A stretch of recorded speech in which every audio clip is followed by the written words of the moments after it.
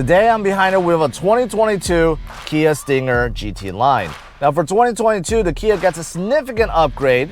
Outside has been tweaked, more modern, more aggressive. Same thing on the inside, everything has been upgraded and just works and feels a little bit better.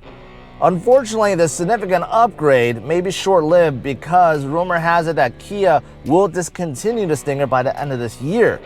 Either discontinue altogether or make it an EV sports sedan. We don't know.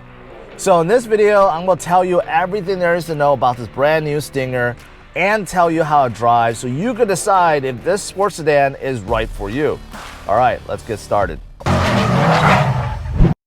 right, I'm behind the wheel. Let me tell you more about this brand new Stinger and tell you how it drives. The look up front is fantastic, very aggressive. The grille has been restyled. Same thing with the headlights. I love the quad LED daytime running lights. It makes this Stinger really stand out from the crowd. Kia is really good and creative with their daytime running light designs. And then you look at the overall bumper openings underneath. I mean, this is just a really aggressive looking sedan.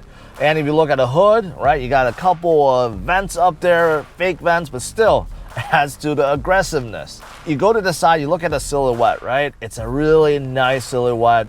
The Stinger is long, it's wide, it's low to the ground, low roof, right? It's a nice look. And I love the back. Look at those huge, beefy quad exhaustives, which are now standard with this GT line. They look amazing. Look amazing. The brand new taillights, right? You have a crossbar that's in between now. The whole package looks amazing. So obviously, the outside I'm a big fan of. Looks great. However, there is one big drawback, and that is the size on the inside. You know, once you step inside or you sit inside, you just feel cramped, like something's above you, holding you down, and that's because you just don't have a lot of headroom. I'm not a tall guy, I'm only 5'10". I had to put the seats like basically to the floor, and you could see, you know, I have about, what, 2 inches of headroom. Not the greatest. I know this is a sedan, but even other sedans I've reviewed have a little bit more headroom. And it's the same in the second row. I only have about 1 inch of headroom, if that. So the headroom is definitely something you'll notice right away. For some of you guys, I guess you will like it because it makes you feel more cozy, like you're in a sports car, right? But if you're looking for a very comfortable, airy sedan, you're not gonna get that feeling inside. And also what Kia did was lift up the doors, so the door panels, right, are actually quite high. For this year, there are different trim levels. So the base trim level is now the GT line, and after that you have the GT1 and GT2. So GT line is actually pretty well equipped. You don't get the optional engine, but the base engine does get upgraded. Rather than have that 2-liter turbo engine, it's now a 2.5-liter turbo engine, producing 300 horsepower and over 310 pound-feet of torque. So you do get a significant power boost for this year. I'm going to test out 0 to 60, but I've read it's under 6 seconds, which is really good. Now, obviously, if you upgrade to a higher trim level and get that beautiful twin turbo V6, well, then the power goes up significantly, 365 horsepower, and then 0 to 60 comes in under 5 seconds. So it really depends on how much power you need. But right now, driving around town, I think even this base engine is more than adequate. It's pretty nice. The transmission does a really good job shifting. However, though, I do feel like when you're at low speeds, under about 50 miles per hour, the Stinger does feel a little bit bogged down. I don't know if it's the gearing or because of the lack of torque, but it does feel a little bit bogged down. But again, that's at low speeds. At higher speeds, I'm pretty sure that's not going to be an issue. And again, I'll test out 0 to 60 in a little bit.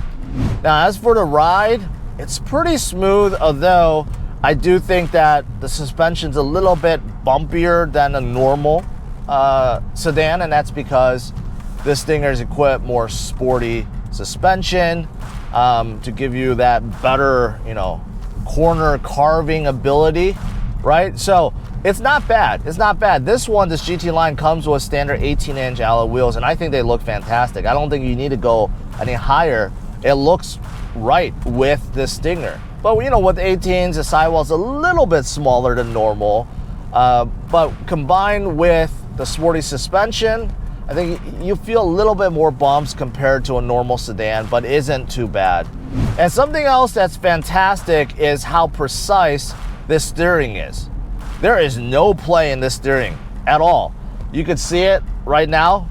Like any little movement like that, I could feel it on the road, which means the Stinger is very, very precise, and that's fantastic. So again, part of the reason why it feels so good when you take a corner, probably a little bit more aggressive than you should, but when you do, or you go on a track, which I know almost no one does with their Stinger, but if you did, it would probably feel pretty good. Now, as for equipment, the Stinger gets upgraded significantly this year, partly because the base trim is now the GT line. It's no longer the GT. So you do really get a whole lot. Inside, everything is covered in leather, looks and feels and smells good. Seats, all leather, real leather, and that's important because some of the competition, especially the luxury manufacturers, they like to give you synthetic seats and make you pay for an upgrade. Kia does not. So the Stinger uses real leather seats. Also, the steering wheel is leather. And I love the steering wheel. Real quick, I just want to show you guys. The steering wheel, flat bottom, because GT line has a little nice accent badge underneath, right? The feel of the leather it's really good. You have some nice paddle shifters on the back and simple controls to control your music, scrolling, your modes inside, your new gauge cluster. I'll get to that a little bit. It's a nice steering wheel. This gauge cluster, brand new. You have the standard 4-inch screen in the middle now. So it gives you all the essential information. Pretty standard these days, but it's nice. It's nice that you have it. And the gauge cluster itself looks pretty good too.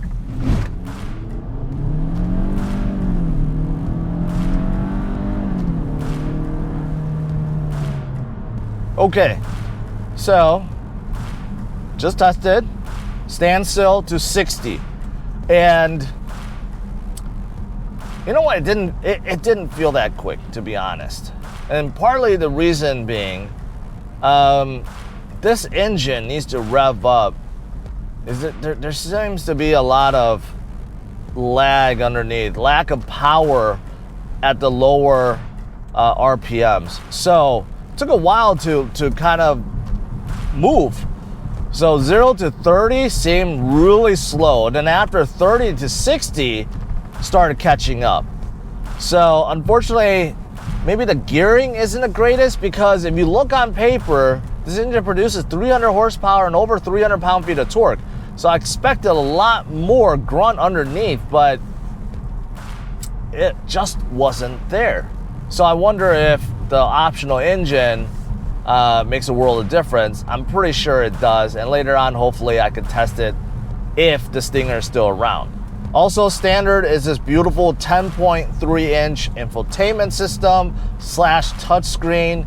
It's fantastic. All the Kias that I've tested basically shares this, and this is a fantastic setup.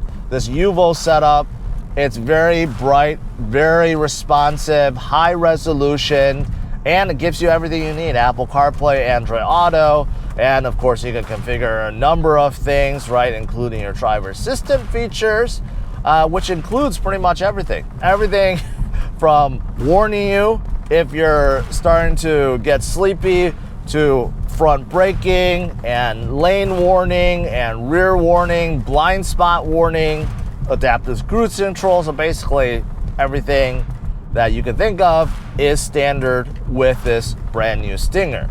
But this infotainment system, I'd say, is fantastic, one of the best. Moving down from it, of course, you have automatic climate control. You still have a physical volume knob, which is a big plus. Other things that you get: folding mirrors, you get wireless charger, you have a couple of ports, USB and 12V outlet. You have a standard shifter. You don't see a lot of that these days, other than inside Kias, which I'm a big fan of. You don't have to relearn anything. It just works like it should. Also, you have drive modes. That's pretty standard these days too. For drive modes, you have Sport, Comfort, Eco, Smart, or you can do custom and kind of adjust it on your own. But for the most part, I've been in Comfort and it's fine. You do have heated seats. Unfortunately, with this base trim, you do not get ventilated seats. You also get a sunroof, but it's not a panoramic one, it's a regular one. And when you go into reverse, obviously you can see what's behind you, and there's kind of like a 360 sensor view rather than a 360 camera view of what's around your Stinger. So you also do get parking sensors as well. So parking should be fairly simple. Now, besides the feature, the cabin overall just looks fantastic. Kia did a fantastic job with this inside. You know, I love the contrast between just pure black leather, black trim, and aluminum. That's the most important part. When you throw in aluminum in there, it just makes everything look better. You could argue this interior looks just as good as luxury sedans like the Audi A4 or a BMW 3 Series, and that was what Kia was going for. Now, as for cabin sound, it's well insulated, but I hear a lot from the road. It's, obviously, I think that's from the tires. They're more aggressive sport tires, but from the outside, I don't hear anything in terms of wind noise, cars passing by, very muted, very quiet. It's just I do hear a lot of road noise. I mentioned about the seats. Of course, they're covered in leather, but nice bolstering. Holds in my back without being too aggressive. The bottom is also good. A lot of time with sports cars or sports seats, they're very aggressive, especially around the thigh area. That's not the case. Also, the back seats are quite comfortable. I mentioned I'm 5'10".